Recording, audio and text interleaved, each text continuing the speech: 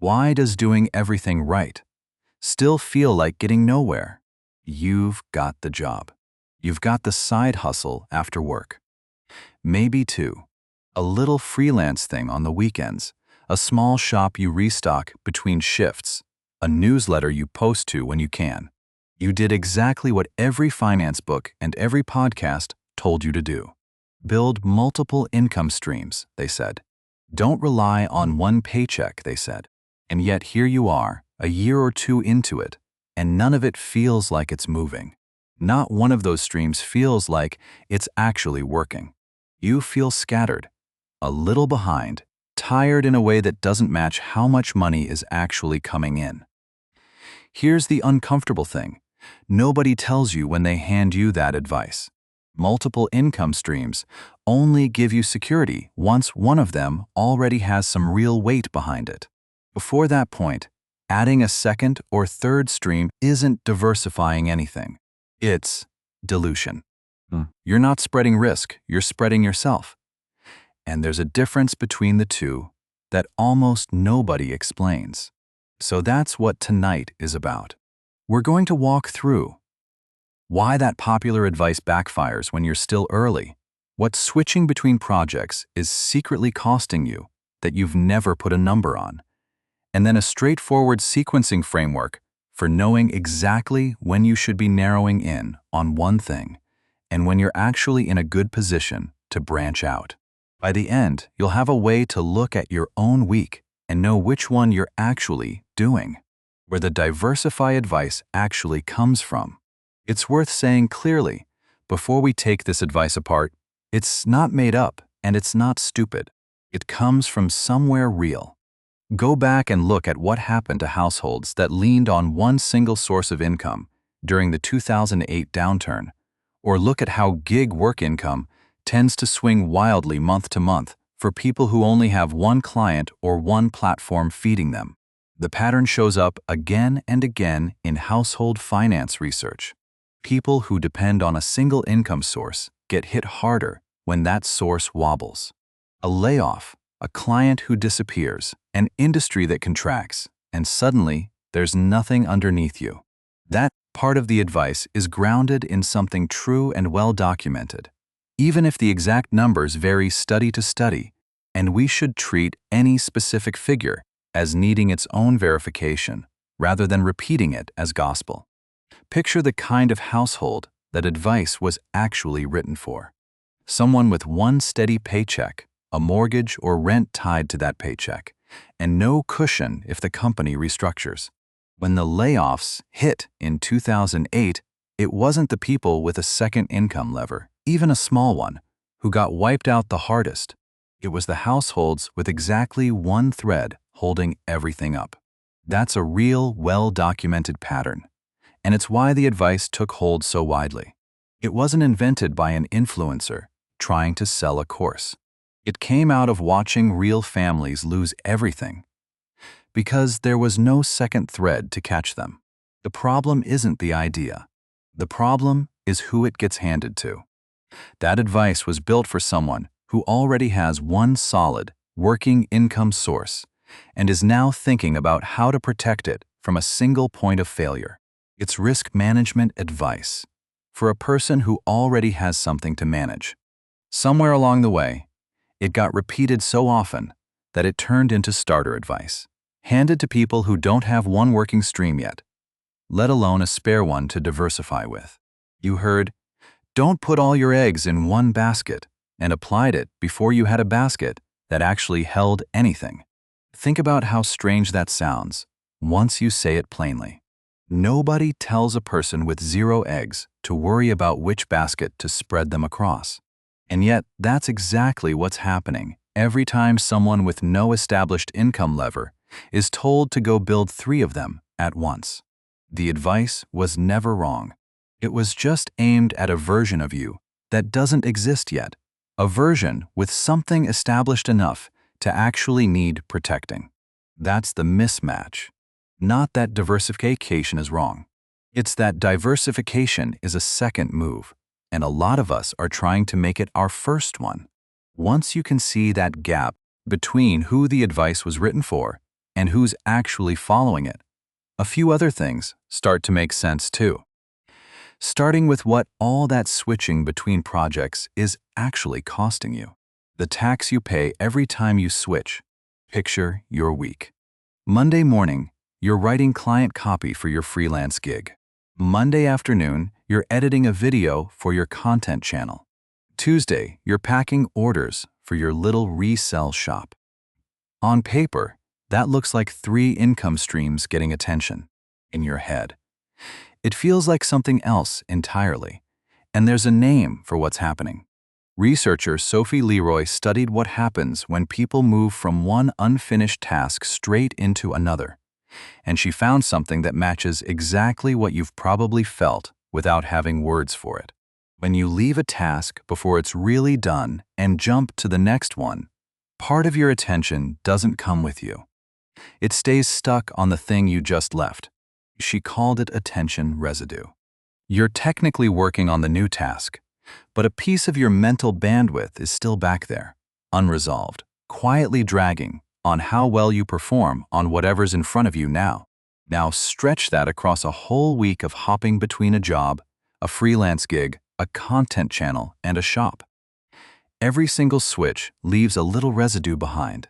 By Thursday, you're not doing 4 things at 4/4 capacity. You're doing 4 things while dragging 4 separate trails of unfinished attention behind you. And every one of them suffers for it. Here's the comparison that makes it real. Take 2 people who each have 10 hours a week to put toward building something outside their job. One of them puts all 10 hours into one skill, one project, one thing. The other splits those same 10 hours 3 ways. At the end of the week, the person who split their time hasn't produced 3/3 of one great result. They've produced 3 mediocre ones, each one a little unfinished, each one carrying the tax of every switch it took to get there. The person who stayed on one thing has 10 focused hours showing up in one place, and that's not a small difference. It compounds every single week. There's a second layer to this tax that's easy to miss, because it doesn't show up as a mood. It shows up as lost time. Every time you sit back down at a project you left mid-thought, there's a restart cost before you're even back to where you left off. You have to reread what you wrote, recheck what you already tried, remember which version of the file was the good one. Researchers who study this call it resumption lag, and depending on how long you were away and how complicated the task was, it can eat a genuinely meaningful chunk of a session before you're producing anything new at all. Multiply that by 3 or 4 projects a week, and you're not just paying an attention tax, you're paying a startup fee every single time you sit down. You don't get charged this tax as a lump sum, so it's easy to miss. It shows up in small ways. The clunky first 10 minutes back into a project because you have to remember where you left off. The mediocre output because part of your head is still on the last thing. The nagging feeling that something's slipping even though you're clearly working hard. That feeling isn't in your imagination. It has a name now and it has a cost. Why nothing you're building ever seems to take off.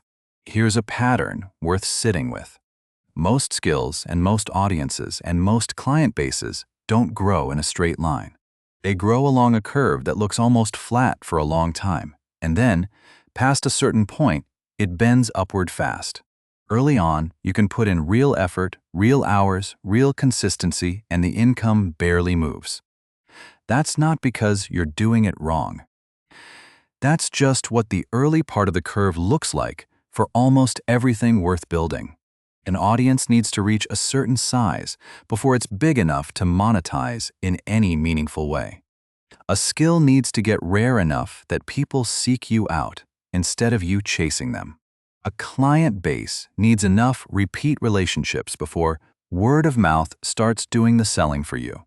The problem is what happens when you split your hours across 3 or 4 of these curves instead of putting them all into one. None of them individually gets enough fuel to reach that bend. They all stay stuck in the flat part, month after month, each one technically alive, none of them actually taking off. Think about two writers, each with 10 hours a week to give to their craft outside their day job. One puts every single one of those 10 hours into a single newsletter, week after week. The other splits the same 10 hours across a newsletter, a bit of freelance writing on the side, and a small print-on-demand shop selling designs. A year later, check in on both of them. The one who stayed concentrated has a newsletter with a real monetizable audience, people who open it every week and would notice if it stopped showing up. The one who split their time has 3 separate projects, and every single one of them is still sitting in that flat part of the curve. Not failing exactly, just never quite crossing the line into working. You can see the same shape in almost any field once you start looking for it. A video channel that posts consistently for a year tends to look completely different from 3 channels, each posted to a third as often, even though the total hours invested are identical on paper. A freelancer who takes on every kind of client, a logo here, a website there, a bit of copywriting somewhere else, tends to stay a generalist nobody specifically seeks out, while a freelancer who says no to everything except one narrow specialty eventually becomes the name people pass around for exactly that thing. The math of the curve doesn't care how you feel about spreading your bets. It only responds to concentrated hours crossing a threshold. That's the real cost of chasing streams too early. It's not that you fail. It's that you stay permanently almost there on everything at once, which is quietly a lot worse than failing at one thing and knowing it. Failing at least gives you information. Staying flat on 3 things at once just gives you a slow, quiet drain that's much harder to notice and much harder to explain to yourself. Because on paper, you're doing a lot. What actually buys you freedom? There's a concept from Newport's book, So Good, They Can't Ignore You, that reframes this whole conversation, and once you hear it, it's hard to unhear. And Newport argues that rare and valuable skills are the actual currency that buys you control over your career and your income. Not passion, not a great idea, not a catchy niche. Skill, built up until it's genuinely rare, is what you trade for freedom, for better clients, for higher rates, for the flexibility to say no to work you don't want. He calls the accumulation of that skill career capital. And the way you build it isn't by sampling a little bit of everything to see what sticks. It's by putting sustained, deliberate focus into one thing long enough that you actually get good, genuinely good, at it. That's not a fast process. And it's definitely not a process that works well when it's competing for your attention with 3 other half-started projects. Newport contrasts this with what he calls the passion mindset, the idea that you're supposed to already know what you love and then go chase it. The alternative, the craftsman mindset, asks a completely different question. Not, what does the world offer me, but what can I offer the world? That shift matters here because it changes what you're optimizing for early on. You're not hunting for the one perfect stream that feels right. You're building a skill rare enough that it eventually generates options you couldn't have predicted in advance, including streams you haven't even thought of yet. Here's the part that matters most for how you think about income streams. Specifically, your first real income lever almost never starts as a stream. It starts as a skill or a reputation built around that skill. The stream, the newsletter, the freelance business, the shop, that's just the vehicle the skill eventually drives. Chase the vehicle. Before you've built the skill to drive it, and you end up with a vehicle that has nowhere to go, build the skill first. And the vehicle practically builds itself, because people start coming to you instead of you having to go find them. So when you're deciding where those 10 hours a week should go, the real question isn't, which of my 3 projects needs attention today? It's, which one of these, if I put all my hours into it, would actually make me rare at something? That's the one that deserves all 10 hours, not 3. When spreading out is actually the smart move. Now, To be fair to the other side of this conversation, because the advice to diversify isn't wrong everywhere, just misapplied early. There are two situations where adding a second income stream is genuinely the right call, and it's worth being honest about both of them so this doesn't turn into concentration always, forever, no exceptions. The first is when your one stream has already hit real critical mass. You've got recurring clients who come back without you chasing them, or an audience that shows up consistently, or a skill that's rare enough that opportunities find you. At that point, you have something most people chasing 5 streams never get: surplus. Surplus time, because the thing runs without your constant hovering. Surplus energy, because it's not draining you the way it did when you were building it from nothing. Maybe surplus capital too.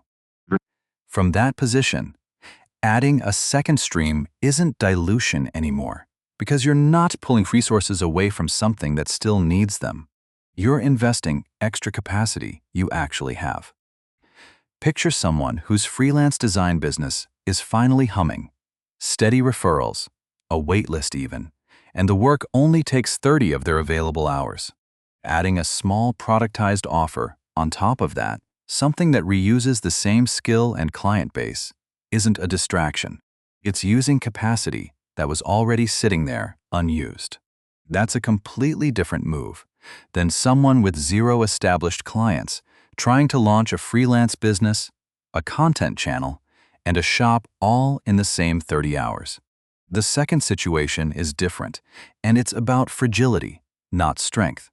If your one existing income source is genuinely shaky, a contract that's ending, an industry that's visibly declining, a job where the writing's on the wall, then yes, building a second source quickly is the smart move. But be honest with yourself about what that move actually is. That's risk management. That's a stopgap, built out of necessity, not a growth strategy built out of ambition. The two get talked about as if they're the same thing, and they're really not. One is, I have strength, so I'm expanding. The other is, I have a hole, so I'm patching it. Both are valid reasons to diversify. Neither of them is, I have nothing yet, so I should build 3 things at once, just in case.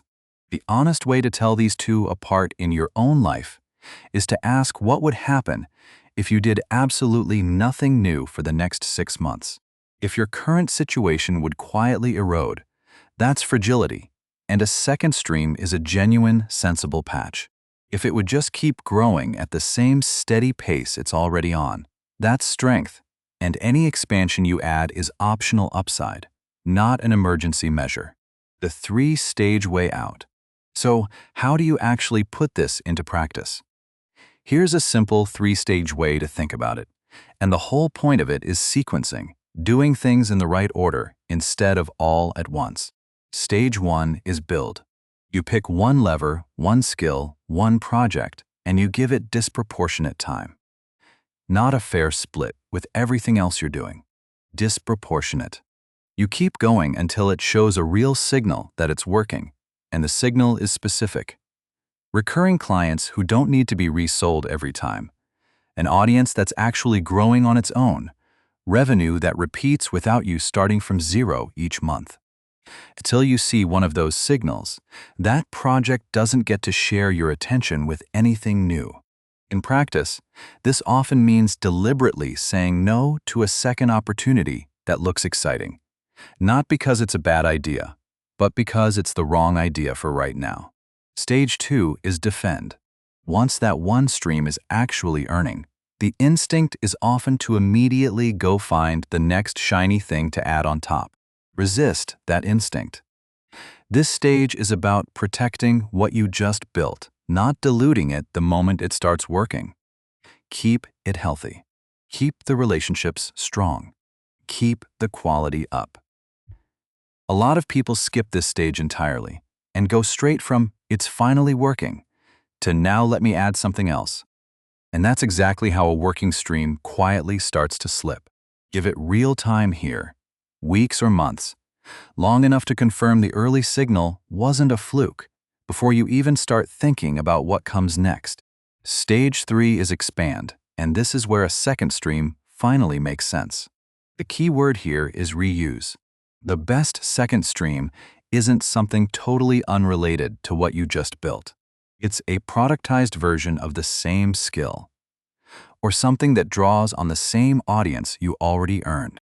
If you built a freelance writing reputation, stage 3 might be turning your best process into a course or a template, not starting an entirely separate resell shop that shares nothing with what you already know how to do. Reuse compounds. Starting from zero again doesn't. And because you're reusing skill and audience you already have, this second stream tends to reach its own critical mass far faster than the first one did, because it isn't starting from nothing. Follow those 3 stages in order, and the 5 income streams advice actually becomes true for you, just later than most people apply it, and in a completely different order than most people try it. How you know a stream is finally ready to share your attention. That framework is only useful if you can tell, honestly, which stage you're actually in right now. So here are concrete signals to check yourself against, instead of vague feelings like, "It feels ready," or "I think it's time." First, recurring revenue that shows up without you reprospecting every single time. If every dollar this month required you to go find a brand new client or a brand new customer from scratch, that stream hasn't hit critical mass yet, no matter how much money it's technically bringing in. A useful way to check this is to look back at last month's income and ask how much of it came from someone who already knew you versus how much required a cold introduction. The higher that first number, the closer you are to real critical mass. Second, inbound instead of only outbound. Are people starting to come to you? Referrals. People who found your work and reached out, instead of it being 100% you reaching out to them. Inbound is one of the clearest signs that something's actually gaining its own gravity. Even a small trickle of inbound, 1 referral a month instead of 0, is worth paying attention to because it means the thing has started generating its own momentum instead of running entirely on your effort. Third, a process you could hand off. If someone else could step into how you run this thing, follow a documented process, and get roughly the same result, that means the thing isn't entirely dependent on you improvising every day. That's a sign it's matured past the fragile early stage. You don't actually need to hand it off to test this. Just try writing down the process as if you were going to. If you can't, that's useful information too. It means the thing is still living entirely in your head, which is exactly the kind of fragile that isn't ready for you to divide your attention away from it. If none of those 3 are true yet for the thing you're working on, that's not a judgment on you. It just means that thing isn't ready to share your attention with a second project. Not yet. And that's useful information because it tells you exactly what to do this week. Less starting, more finishing. The real reason you keep starting new things. Here's the part of this that's less about strategy and more about what's actually going on underneath it. Because I don't think most people diversify too early, purely for financial reasons. I think it's discomfort.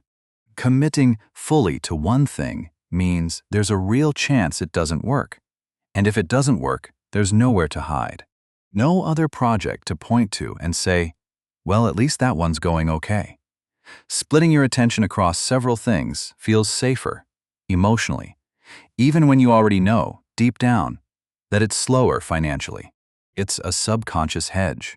If one thing fails, you tell yourself, at least you've got the others. Except, the others were never getting enough attention to actually succeed either, so you haven't hedged against failure. You've just made failure quieter and harder to notice, spread thin enough that no single flop ever feels sharp enough to face directly. There's an emotional logic to this that's worth naming honestly. Because it's not irrational, it's just misapplied. Spreading effort across several small bets does genuinely reduce how sharp any one failure feels. That's real. But it also reduces how sharp any one success can feel. Because nothing ever gets enough fuel to actually break through and prove itself. You end up trading the discomfort of a clear, honest failure for the much quieter, much longer discomfort of never really finding out what you were capable of. Picture how this actually plays out.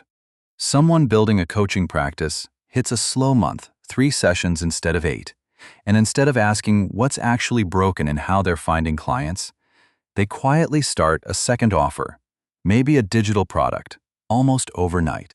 It feels like action. It feels like doing something, instead of sitting with the discomfort of a slow month. But check back in 6 months and there's a coaching practice that's still inconsistent and a digital product that's never been properly marketed. And neither one ever got the sustained attention it needed to actually tell them anything real. The slow month wasn't a signal to add something new. It was a signal to look harder at the one thing already in motion, and that's a much less comfortable thing to do than starting something fresh. Just naming that pattern tends to make it easier to catch in yourself. Bang.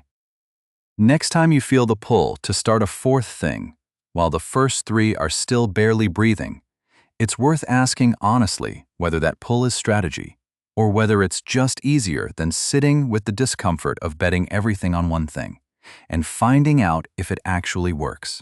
Challenge. Ask yourself what you'd do differently this week if you weren't allowed to start anything new. Only finish something you already have.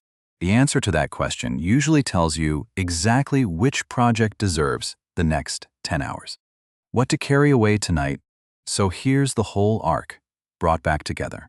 The advice to build multiple income streams isn't wrong. It's just aimed at the wrong stage of the process, and almost nobody tells you that part.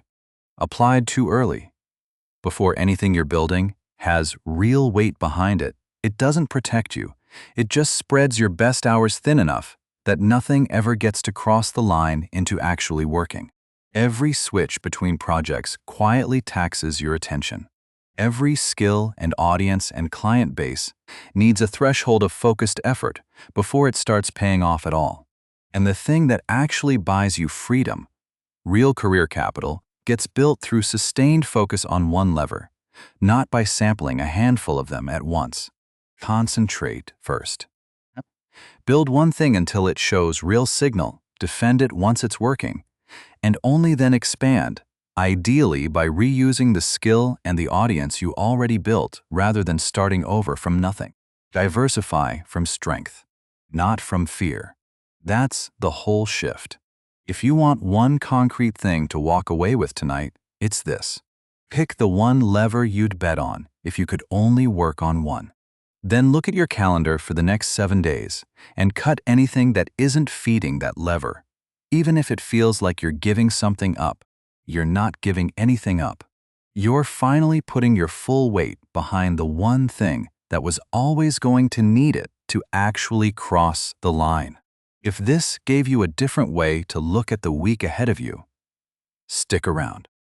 This channel is built for exactly this kind of thinking, cutting through advice that sounds right, but gets handed to the wrong person at the wrong time. See you in the next one.